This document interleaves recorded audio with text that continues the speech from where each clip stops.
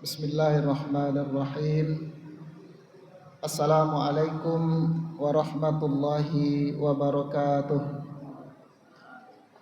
Alhamdulillahi rabbil alamin. Wa bihi nasta'inu ala umurid dunya waddin. Wassalatu wassalamu ala asyrafil mursalin wa ala alihi wa sahbihi wa man tabi'ahum bi ihsanin ila yaumiddin, amma ba'd. Qala Allah Ta'ala fil Qur'anil Karim, a'udzu billahi minasy syaithanir rajim.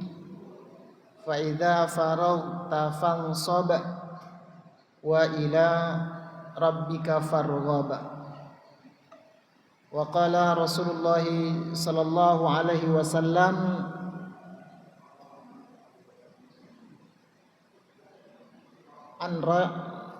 anna nabiyya su'il ayyul kasbi atyab, qal amalur rajuli biyadihi wa kullu bai'in mabrur.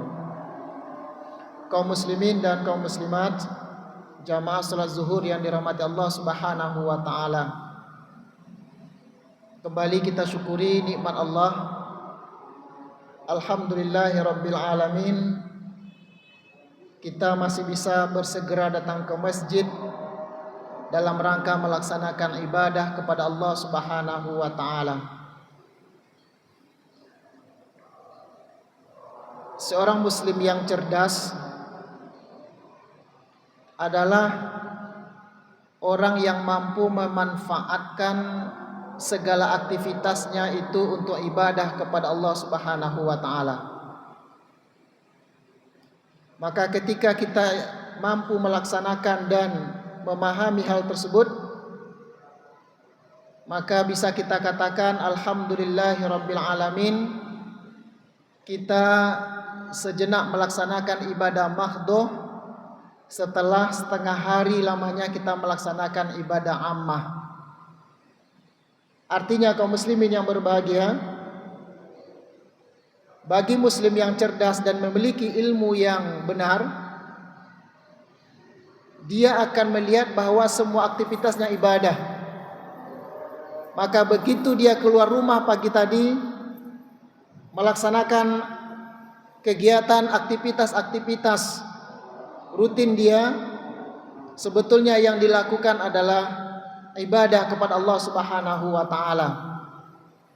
Yang berdagang itu tidak lain yang mereka lakukan kecuali adalah untuk mencari ridho Allah Subhanahu wa taala. Sebagai pekerja, mereka keluar rumah pagi tadi itu juga tujuannya adalah untuk beribadah kepada Allah Subhanahu wa taala. Maka saya katakan tadi bahwa tidak ada aktivitas yang dilakukan oleh muslim kecuali itu bernilai ibadah. Maka yang tepat kita katakan adalah untuk sementara waktu kita berhenti melaksanakan ibadah umum, mencari nafkah, dan sekarang kita melaksanakan ibadah individu, yaitu ibadah mahdhah kepada Allah Subhanahu wa taala. Kaum muslimin dirahmati Allah Subhanahu wa taala, kalau kita mau sedikit mentelaah Al-Qur'an dan mentadabburi hadis-hadis Rasulullah sallallahu alaihi wasallam, tahulah kita betapa seorang muslim itu dituntut untuk serius untuk bekerja, serius untuk mencari nafkah, serius untuk mencari karunia Allah Subhanahu wa taala setelah mereka melaksanakan salat subuh. Ingat ya, setelah mereka melaksanakan salat subuh, mereka sangat dianjurkan untuk keluar rumah mencari nafkah. Sebab kalau kita tahu betapa besarnya ibadah, nilai ibadah yang Allah titipkan kepada orang yang serius mencari nafkah, bekerjakah dia, berdagangkah dia, profesionalkah dia, apapun pekerjaan dia, kalau mereka tahu itu adalah nilai-nilai faidahnya sangat besar, niscaya tidak ada lagi orang muslim yang malas. Tidak akan ada lagi orang muslim yang menggantungkan hidupnya pada orang lain. Akan pahamlah setiap muslim bahwa bekerja itu meneteskan keringat, memeras otak kita, mengumpulkan semua modal dan kemampuan yang ada pada diri kita untuk mengerjakan sesuatu yang berfaedah dengan catatan dikerjakan dengan cara yang halal. Maka apabila manusia tahu, maka sekali lagi tidak akan ada orang lagi setelah sholat subuh itu duduk-duduk saja. Tidak akan ada lagi umat Islam yang berpangku tangan, karena mereka tahu bahwa ibadah itu bukan hanya sholat zuhur secara berjamaah, tetapi ibadah itu adalah selama 24 jam termasuk dalam mencari nafkah. Maka sebaiknya lah kita sesekali merenungkan firman Allah Subhanahu wa taala, fa idza faraghta fansab wa ila rabbika farghab. Ketika satu pekerjaan telah kalian tuntaskan, telah kalian selesaikan, maka mulailah pekerjaan-pekerjaan yang baru. Tidak boleh seorang muslim puas dengan satu pekerjaan. Tidak boleh seorang muslim hanya mencukupkan satu aktivitas satu hari. Karena Allah katakan begitu selesai satu aktivitas, maka kerjakan aktivitas yang lain. Namun semua itu kita lakukan dalam kerangka mengharap ridha Allah. Fa idza faraghta fansab wa ila rabbika farghab. Maka tetap saja kita berharap kepada Allah Subhanahu wa taala. Kaum muslimin yang dirahmati Allah Subhanahu wa taala, satu hari Nabi ditanya, dan ini hadis ini sangat masyhur. Hadis ini sangat masyhur, tetapi sekarang sudah mulai dilupakan oleh umat Islam. Kata Nabi dalam salah satu hadis Rasulullah sallallahu alaihi wasallam yang disahihkan Imam Al-Hakim, anna Nabiyya sallallahu alaihi wasallam suila. Nabi itu pernah ditanya oleh seorang sahabat. Suatu ketika Nabi ditanya oleh sahabat, ayyul kasbi athayyab ya Rasulullah? Apa pekerjaan yang paling baik di sisi Allah wahai Rasulullah? Wahai Nabi, apa pekerjaan yang terbaik? Nabi mengatakan, amalur rajuli biyadih, yaitu seseorang laki-laki bekerja menghidupkan dirinya, mencari nafkah untuk dirinya, yaitu dia bekerja dengan tangannya. Kaum muslimin yang berbahagia, ini adalah motivasi bagi kita umat Islam harus bekerja. Kenapa? Karena dalam pekerjaan itu ada fadilah, ada keutamaan yang diberikan oleh Allah Subhanahu wa taala. Dan juga kita diberikan semangat untuk apabila kita berdagang, semangatlah kita berdagang. Apabila kita mengajar, semangatlah mengajar. Apabila kita menjadi pekerja, semangatlah menjadi pekerja.